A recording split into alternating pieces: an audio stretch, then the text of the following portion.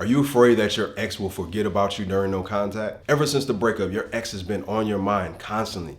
Your anxiety has been off the charts, and every waking moment is filled with the thought of your ex and how to get them back. And then now we're telling you to go no contact and break off all communication with your ex. I mean, the breakup is already tough, and then going no contact, that's gonna be even tougher, to the point of it doesn't even seem realistic. By the time you finish this video, you'll understand why going no contact is nothing to be afraid of, and is actually the thing that's going to re-attract your ex. So you made the decision to go no contact, and now you're just questioning yourself, am I doing the right thing by going no contact? You're probably thinking, my ex will probably just forget about me, my ex will just move on and find somebody else. But the thing is, that's not necessarily the case. You gotta keep in mind, you guys, when you're used to doing something day in and day out, repetitively, and then all of a sudden, bam, it's gone, no more. It's like an awkward feeling. And I know a lot of men can say this about football on Sundays. All of a sudden the Super Bowl comes, and then every Sunday now, it's just like, what do I do? It's like that with relationships too. You wake up day in and day out, and you have your girlfriend, boyfriend next to you, whatnot, and you talk to them on the phone every single day, and then all of a sudden, bam, you go no contact. It's like you almost have like a little awkward feeling, like, what do I do now? Like, what happened to them? They're gone. They disappeared out of my life. And it's like a really uncomfortable feeling. It's almost like a scared feeling, as if, what do I do without my ex in my life? This isn't normal. This is a completely like a life-changing experience right now. I mean, I'm so used to, for the last 5 months or 5 years, whatever it may be, talking to this person, and now they're just gone. And it's gonna start hurting them, over time it's gonna hurt them. At first, it may be a nice, comfortable feeling knowing that, hey, the breakup's over, I finally got them out the way, I wasn't happy with them. But then as time goes on, could be a couple days, couple weeks, but after a certain amount of time, it's like they get to a point where it's like really uncomfortable, and they really start to miss you.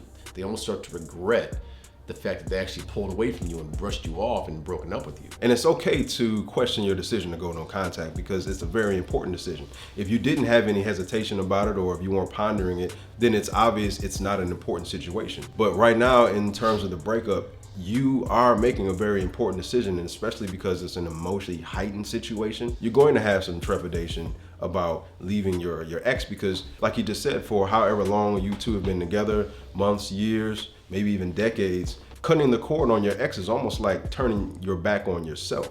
You're leaving a part of yourself behind. You're leaving an identity behind. You're leaving a part of yourself, because you experienced a lot of things with this person. You went through a lot of challenges with this person. You've gained a lot of understanding about life with this person. You share these moments, and to go no contact in the face of trying to get them back, it's very confusing, it's very scary, and it's an uphill battle. But the thing is, it's something that is essential if you want to get them back. And it's nothing to fear, because bonds don't break easily. If you loved your ex, and I know they loved you, you may not feel like that right now because they left you, but they did love you, and they will miss you, because going no contact is not going to totally erase everything that you had with that person, everything that you shared with that person. Bonds are strong, and anything that is built upon something strong, they're not going to fade easily. You may think that because you're not in contact with your ex, there's no text, there's no phone calls, there's nothing, it's just cut and dry, clean break. You may think that they don't want to think about you anymore. You may think that they're not looking at your pictures and thinking about all of the great times that you shared. You may think that they're not thinking about all of the times that you were there for them, to rely on them and be that shoulder to cry on and get them through that dark time. You were there. It's not easily to shed those memories. And you have to really understand that, because I know right now you're thinking purely emotionally. But let's start looking at things a little bit logically and with intense realism. If you were with this person, you shared something strong, you're not going to be easily forgotten. I remember during one of our coaching calls, we told him, hey, in this situation, with his current situation that he was in, hey, your best bet is to actually go no contact. And he dreaded that so bad. Like, he was just like, he got to the point where he just started almost stuttering when we were telling him to do that. And he just kind of seemed like, what, is there another option? But the thing is, he did do it. He successfully did it. After roughly about, I think it was like 2 months, 2.5 months, sure enough, his ex did contact him. Point being, it's hard. It's gonna be nerve-wracking. It's gonna hurt. It's gonna be like one of the hardest things you've ever done in your life. I get it. You gotta go a whole X amount of months, if not a whole year, or whatever the case may be, without contacting your ex, even though you love them and you miss them so much. But the thing is, you guys, this is the only way you can actually really get them to miss you. Calling them, blowing up their phone, crying to them, sending them love letters, and and poems and all that stuff, it doesn't work. It turns them off. It'll brush them away more than anything. And I know this is a very difficult concept to grasp because you're hurting right now. You have something missing inside of you. Your heart has just been shattered to pieces. I know it's hard because they're the first person that you think about when you wake up, and the last person you think about when you go to bed at night. Every waking moment is devoted towards them. And, you hear a song that you're thinking about them. You drive by your favorite restaurant or your favorite bar that you always will go to on Thursdays after work.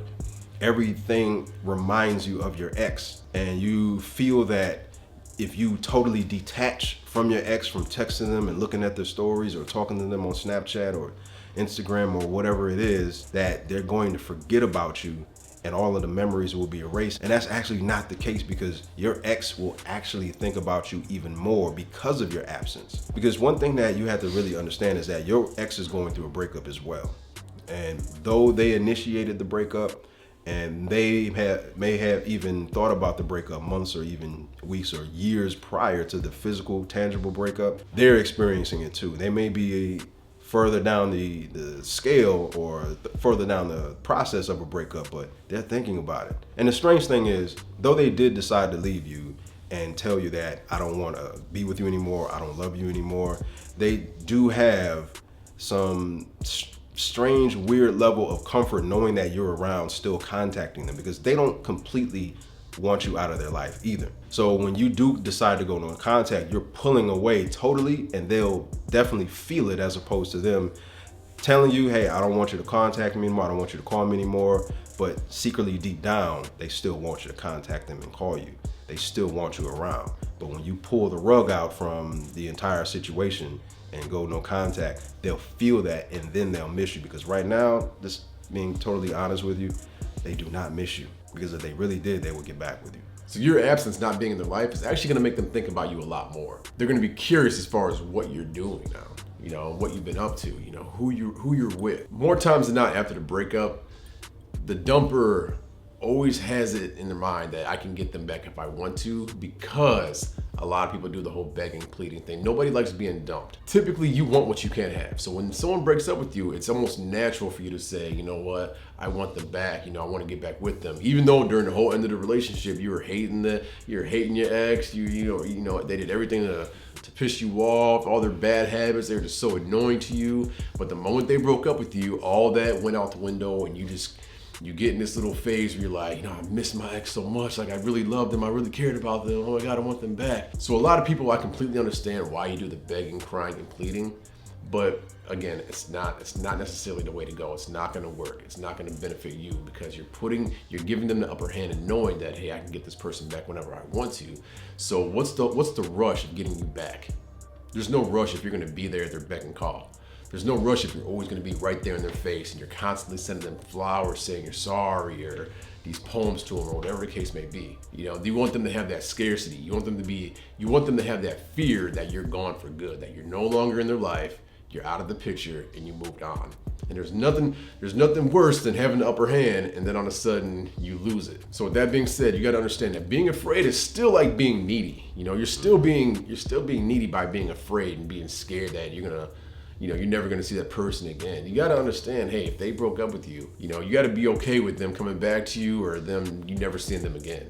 Okay, you need to move on with your life. If they come back as a side effect of you becoming a better person and improving yourself, then hey, so be it. But if they, you gotta be okay with them never calling you again. You gotta come to reality. Hey, it's a possibility. It's a possibility. Especially if you do something crazy or something completely out of pocket during the breakup, you gotta understand, hey, you might have crossed that line to the point that they may never come back to you, and you gotta accept that. But at the same time, if you trust the process and do exactly what we tell you to do, your odds, more times than not, your odds of them actually missing you and wanting you back are gonna increase drastically by taking yourself out of the picture and going no contact. And unfortunately, with fear, it allows our minds to run a mile a minute, and we immediately go to the worst case scenario about what our ex is doing. If we do decide to go no contact, we think they'll forget about me, they're moving on to someone else, I'm just a footnote in their life. The love that we had wasn't real, the love that we had wasn't really solid, it didn't mean anything, I'm not a lovable person. And the thing is, their life is not as rosy as you think it is after the relationship ends. And many times we go to this, oh, my ex is dating someone new, or they're already in love with someone, or they're having the time of their life, and many times that's not the case. And I used to think like this when I was a lot younger, that after the breakup, then they're just having the time of their life, going on vacations, and they're going to see this person, they're going to meet this person, and they're into something new, and they're really not. A lot of times they're really just on the couch, watching Netflix, missing you, and really regretting their situation. And what promotes that even further is no contact, but you can't be afraid of it. You want to give your ex that silence, that absence, to be able to miss you and to realize that you were really the best thing to happen to them in their life, and they may have made a hasty decision to break up with you. And so this is not something that you can fear, because fear, what is fear? Fear is just a lack of trust about the unknown. And you have to be brave in the face of fear, because fear is the opposite of love. And if you don't have love, you don't have confidence. And if you don't have confidence, you don't have self-trust. Meaning that we're really trying to say here, that we're trying to get across, is you have to have that self-love. You never want to stay somewhere that you're not wanted.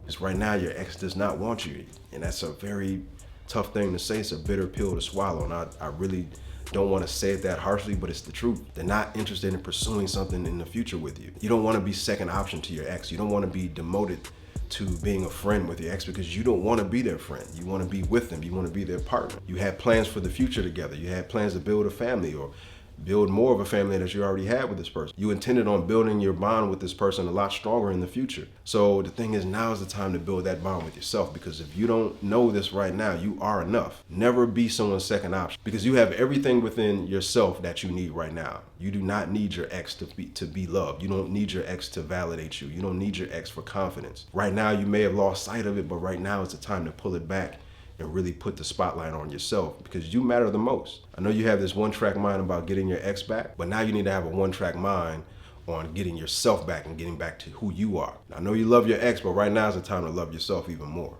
So a lot of people that we talk to in our private coaching sessions, one of their biggest fear is their ex dating somebody else. What if their ex moves on and finds somebody, better than them? With that being said, you already failed with that mentality, somebody better than you. You should always have it in your head, you're the best option.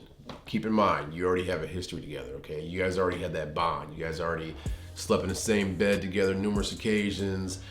Some cases you guys have a kid together, whatever it may be. You gotta understand that you're the first priority. If your ex had to choose somebody they've actually been with for a long time, and they already had that bond with, and they already met the family, you already, had kids together, whatever the case may be, you gotta understand they would much rather have you than this new person that they don't even know. It takes roughly about 6 months to a year to really get to know somebody. So when your ex starts dating somebody new, they really don't even know that person that good. So you gotta keep in mind, more times than not, they're gonna have their guard up for the most part. And they're gonna start critiquing them and picking apart little things about them and watching everything that they do. So they're gonna be kind of nervous. Hey, is this person really a good fit for me? Is this really the type of person I wanna be with? Now you gotta think, on the other hand, if you're doing you and you're improving yourself and you're becoming a better person and you're not doing the silly stuff you may have done towards the end of the breakup, if you're a stronger, more healthier person physically and mentally, you have more money coming in, you're more successful and you're more happier, more times than not, they're gonna want to be back with you, in opposed to this new person that they don't know nothing about. So you need to change the stories that you tell yourself.